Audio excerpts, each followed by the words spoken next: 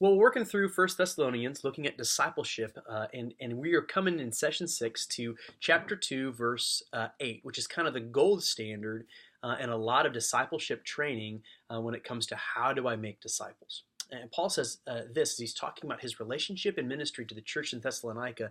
In chapter 2, verse 8, he says, "So, being affectionately desirous of you, we were ready to share with you not only the gospel of God, but also our own selves, because you would become very dear to us." The NIV translates it this way, saying, "Because we loved you so much, we were delighted to share with you not only the gospel of God, but our lives as well." This idea of making disciples as sharing not only God's gospel, the truth of who Jesus is and what he's done, but also sharing our lives because we love these people.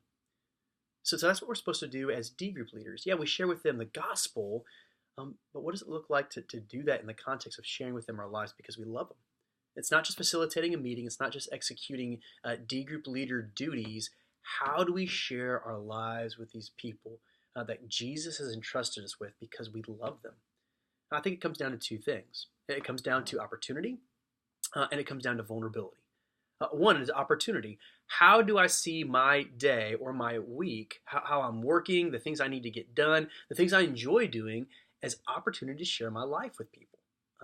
Part of it is going into their lives. We talked about that already. How do I get into their lives and do what they enjoy doing? But kind of what we're talking about now is how do we invite them into our lives? How does the stuff I need to get done and the things I enjoy doing opportunity to share my life with people? Invite them into the errands I need to do, the work I've got to get done. Invite them into how I want to go play, where I'm going to work out, or the movies I'm going to go see, or just what I'm into doing. Invite them to be with me so that we have that opportunity, that time spent together to really share life.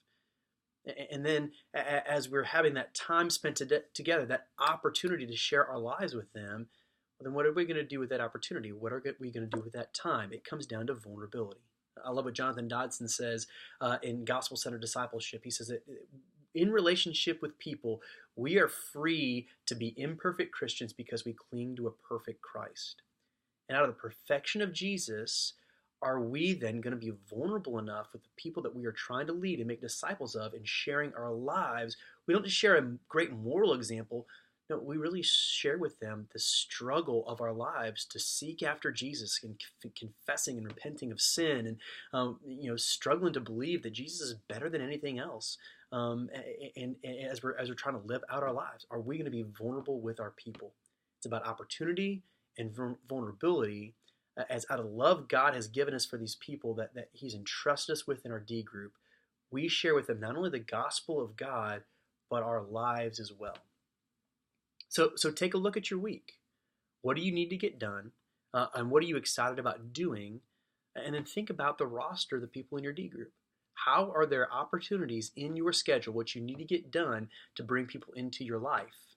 And as you're going to do that, what's going on in your life? What's really going on at root?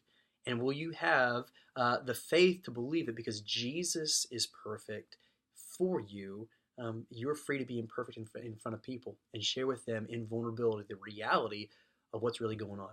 Because we love these people, we share with them not only the gospel, but our lives as well. That's how we make disciples.